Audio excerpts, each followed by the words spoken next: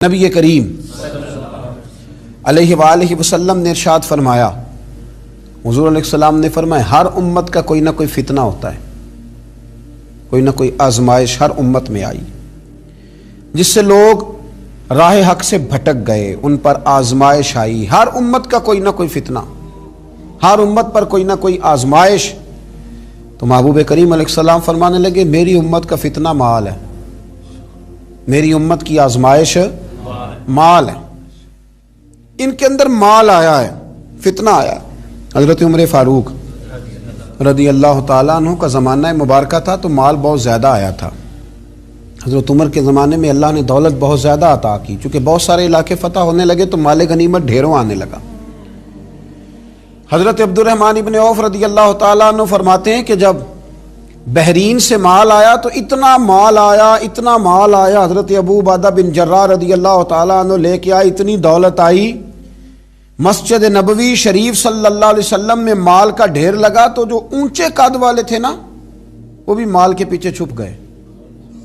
اتنا بڑا ڈھیر تھا کہ جن کا قد اونچا تھا، دراز قد تھے، وہ مال کے پیچھے چھپے ہوئے تھے۔ تو فرماتے ہیں کہ صبح صبح کچھ لوگ جلدی آ گئے نماز کے وقت میں، پتہ تھا کہ رات سے مال غنیمت آ گیا اور نماز ختم ہو گئی تو جا ہی نہیں رہے، ابھی بیٹھے ہیں۔ تو حضرت عمر رو پڑے، جناب فاروق اعظم روئے، اللہ اکبر، درد سا پیدا ہو گیا۔ حضور آپ رو کیوں رہے ہیں؟ فرمایا تم اس لیے رکے ہوئے ہو کہ مال آیا ہے؟ لوگوں نے عرض کی حضور ہاں بات تو ٹھیک ہے اور یہ صحابہ کا حق ہے، یہ سب لوگوں میں بٹے گا۔ تو حضرت عمر فاروق رضی اللہ تعالیٰ عنہ سے کہا جناب آپ شکر ادا کریں، آپ رو رہے ہیں۔ فرمایا تمہیں نہیں نہ پتا، میں نے اپنے نبی پاک سے سنا ہے علیہ السلام، حضور نے فرمایا میری امت کا فتنہ مال ہے، جہاں مال آتا ہے وہاں عداوت بھی آتی ہے، جہاں مال آتا ہے وہاں تلخیاں بھی آتی ہیں، جہاں مال آتا ہے وہاں لالچ بھی آتا ہے، جہاں مال آتا ہے تو وہاں پھر لوگ ایک دوسرے سے بٹورنا بھی چاہتے ہیں۔ جب تک جیبوں میں مال نہیں نہ ہوتا تو جو بھی پیار کرتا ہے ذات سے کرتا ہے، اور جب جیب میں مال آتا ہے تو پھر زیادہ تر لوگ جیب سے پیار کرتے ہیں۔ یہ امیروں کا کہنا تو ہوتا ہے کہ لوگ بڑا چاہتے ہیں جی بڑی اللہ کی عزت ہے، تو میں کہا کرتا ہوں ذرا دولت الگ کرنا، پھر اپنی حیثیت کا تعین کر کے تیری کتنی عزت ہے۔ یہ دولت کا لیبل ہے نا، اس کو ذرا اتار، خود پتہ چل جائے گا تیرے پاس کیا ہے۔ میرے نبی کریم علیہ السلام نے اسے فتنہ قرار دیا، یہ تو آزمائش ہے۔ لالچ کرنا، لالچ میں پڑے رہنا، لالچ کی طرف سفر کرنا، اور مطمع نظر لالچ بنا لینا، مطمع نظر۔ ایک بہت بڑے دولت مند کا میں ایک دفعہ اس کا انٹرویو اخبار میں چھپا تو میں دیکھ رہا تھا، تو کسی نے اس سے پوچھا کہ دولت کیسے کمائی، تو کہنے لگا جی میں نے 10 لاکھ والا کام بھی نہیں چھوڑا اور 10 روپے والا بھی نہیں چھوڑا، سارے کام کیے، بس کوشش کی کہ جہاں سے آ جائے اسے حاصل کر لینا چاہیے۔ اب کھل کے بات تو لوگ کرتے نہیں، حالانکہ بہت ساری جگہوں پہ اس بات کا ترجمہ یہ ہوتا ہے کہ نہ جائز دیکھا نہ ناجائز دیکھا، بس جہاں سے آئے، جتنے آئے، جس ترتیب سے آئے۔ شام کو یہ حساب ضرور کرنا ہے کہ آج میرے بینک بیلنس میں کتنا اضافہ ہو گیا۔ لوگوں نے دولت ہی کی طرف دیکھا، دولت ہی کو پرکھا، پیسے نہیں تو رو پڑے، جائیداد نہیں تو رو پڑے، مکان نہیں تو رو پڑے۔ جس دن 4 گاہک کم آئے اس دن رو پڑے، جس دن کام دھندا کم ہوا تو سارے زمانے کو بتایا کہ بڑی غربت ہے۔ میں کہا کرتا ہوں کہ جب اللہ تعالیٰ گاہک زیادہ بھیجتا پھر بھی شور کیا کرو، جب اللہ تعالیٰ نوازتا ہے اس کا بھی اعلان کیا کرو۔ میرے بھائی، حضرت عیسیٰ علیہ السلام کا ایک فرمان بڑا ہی شاندار ہے، اس عنوان پر اگر ہماری سمجھ میں آئے تو ہماری طبیعت ٹھنڈی کر دے گا۔ اور جناب عیسیٰ علیہ نبینا علیہ الصلوۃ والسلام نے ایک بات کہہ کے کتنے سارے مضامین بیان کر دیے، اللہ کے پیغمبر علیہ الصلوۃ والسلام نے کتنی ساری باتیں کھول دی ایک جملہ کہہ کے۔ جناب عیسیٰ علیہ الصلوۃ والسلام فرمانے لگے دنیا کو اپنا آقا نہ بنانا، دنیا کی دولت کو اپنا آقا نہ بنانا، ورنہ یہ تمہیں اپنا غلام بنا لے گی۔ اسے اپنا آقا نہ بنانا ورنہ یہ تمہیں اپنا غلام۔ جنہوں نے دولت کو آقا بنایا اس نے پھر ان کو اپنا غلام بنا لیا، پھر بیچارے کروڑوں پتی ہیں پر سو نہیں پاتے ساری رات، اربوں روپیہ پاس ہے پر نیند سکون کی میسر نہیں آتی، چونکہ دولت آقا ہے نا، تو یہ وہ آقا ہے جو قابو آتا نہیں۔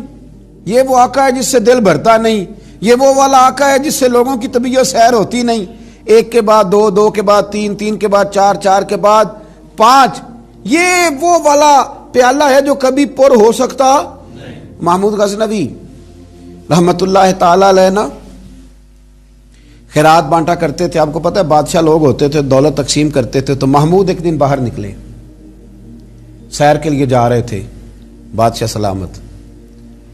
تو باہر نکلے تو کہا جتنے فقیر ہیں نا سب کو بلا لو، آج میرا دل ہے میں نکلتا جاؤں اور خیرات بانٹتا جاؤں، نکلتا جاؤں اور خیرات تقسیم کرتا جاؤں. محمود نے اعلان کیا تو بعض اوقات انسان کچھ بات کرتا ہے تو اس کے لفظوں میں نا تھوڑا کر و فر نظر آتا ہے، تھوڑا تکبر نظر آتا ہے، تھوڑا غرور نظر آتا ہے. کہ درویش بھی وہاں سے گزر رہے تھے، انہوں نے بھی بادشاہ کا یہ جملہ سنا، انہوں نے بھی بادشاہ کا یہ جملہ سنا، اس طرف توجہ فرمائی کہ لو جی جو جس نے لینا ہے نا آج اسے دیا جائے گا، آج میں بانٹتا ہی جاؤں گا. وہ بزرگ بھی آ گئے، کاسا لکڑی کا پیالہ ہاتھ میں پکڑا ہے، وہ بھی تشریف لائے. اور محمود غزنوی جب بانٹ رہے تھے تو انہوں نے بھی اپنا پیالہ آگے کر دیا، انہوں نے بھی کچھ لینے کے لیے پیالہ آگے بڑھایا. تو محمود غزنوی نے اپنی جیب سے چند سکے نکالے، چند اشرفیاں نکالیں، اور جب بابا جی کے پیالے میں ڈالیں تو آواز تو آئی کھٹکنے کی. لکڑی کے پیالے سے جب چاندی کے سکے ٹکرائے تو آواز تو پیدا ہوئی، لیکن بزرگوں نے پیالہ پھر آگے کیا، کہنے لگے اس میں تو کچھ بھی نہیں، تھوڑا اور ڈال دو. محمود کہتا ہے میں نظر ڈال کے دیکھا تو پیالہ تو واقعی خالی تھا. بادشاہ تھا، کہہ چکا تھا کہ آج بانٹنا ہے، جو کوئی مانگے گا اسے دینا. پھر جیب میں ہاتھ ڈالا. یہ انا کا بت بھی بڑی مشکل سے ٹوٹتا ہے نا، یہ بڑا پکا ہوتا ہے، یہ نہیں ٹوٹتا. دوبارہ پیالہ ڈالا تو پھر چیزیں کھٹکنے کی، بجنے کی آواز تو آئی، لیکن بزرگ کہنے لگے کہ تو نے تو کچھ بھی نہیں دیا. پھر پیالہ آگے کیا تو محمود نے جھوک کے دیکھا تو پیالہ پھر خالی تھا.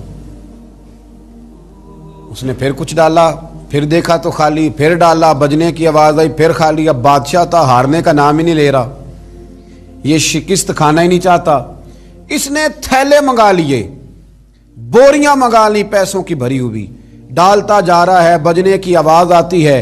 محمود تھک گیا، کہنے لگا بابا اس کے نیچے کون سا سوراخ بنایا ہوا ہے، کیا ہے اس کے نیچے، جو سمجھ میں نہیں آ رہا کیا ہے. تو ان بزرگوں نے بڑی شاندار بات کی، کہنے لگے محمود یہ انسانی خواہشات کا پیالہ ہے، اور یہ خواہشات کبھی پور نہیں ہو سکتی. ایک پوری کرتے ہیں تو دوسری بن جاتی ہے، ایک پوری کرتے ہیں تو دوسری. حضرت مولا علی شیر خدا رضی اللہ تعالیٰ عنہ فرمایا کرتے تھے نفس کی خواہشیں ان بھیڑوں کی طرح ہیں جو کبھی قابو میں نہیں آتی. ادھر سے گھیر کے لاؤ تو ادھر والی نکل جاتی ہیں، ادھر سے گھیر کے لاؤ تو ادھر والی نکل جاتی ہیں، دونوں کو سمیٹو تو سامنے والی یہ خواہشات ہیں، یہ کبھی پوری یہ نہیں پوری ہوتی میاں. پھر انسان آگے سے آگے بڑھتا رہتا ہے، ہرس کرتا ہے، لالچ کرتا ہے، طمع کرتا ہے، لینے کی خواہش پیدا کرتا ہے، لیکن یہ چیزیں کبھی اس کے حق میں مؤثر ثابت نہیں ہوتی. ہاں میرے نبی کریم علیہ الصلوۃ والسلام سے پوچھا گیا تھا یا رسول اللہ ذلت کیا ہے؟ فرمایا لالچ کرنا. تو حضور عزت کیا ہے؟ فرمایا جو رب نے تجھے دیا اس پہ راضی ہو جا، اللہ عزت عطا فرما دے. قناعت میں عزت ہے، لالچ میں ذلت ہے. تو ہرس کرنا، ہوس کرنا، مال کے پیچھے بھاگنا. لوگ تعلیم حاصل کرتے ہیں تو مال کمانے کے لیے، ہنر سیکھتے ہیں تو مال کمانے کے لیے، کسی استاد کے پاس جاتے ہیں تو مال کمانے کا طریقہ سیکھنے کے لیے، کسی سے یارانہ لگاتے ہیں تو کہتے ہیں ذرا دیکھو تو صحیح یہ آگے کیسے گیا ہے. جب مطمع نظر ہی مال ہو، جب توجہ ہی ساری مال کی طرف ہو، جب دولت ہی ہر چیز کا لوگ ماں حاصل سمجھ لیں اور مقصود اور مدعائی دولت کو بنا لیں، تو پھر انسانوں میں کمزوریاں پیدا ہوتی ہیں، روحانی قوتیں ختم ہوتی ہیں، پھر انسانوں کے اندر شوق ذوق اور وہ ساری چیزیں کمزور پڑتی ہیں. میرے نبی